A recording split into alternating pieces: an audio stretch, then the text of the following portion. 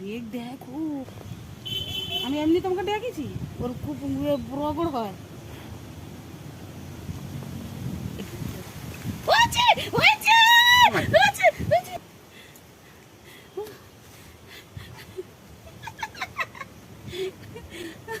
কুচো মাছ ধরা হয়েছে।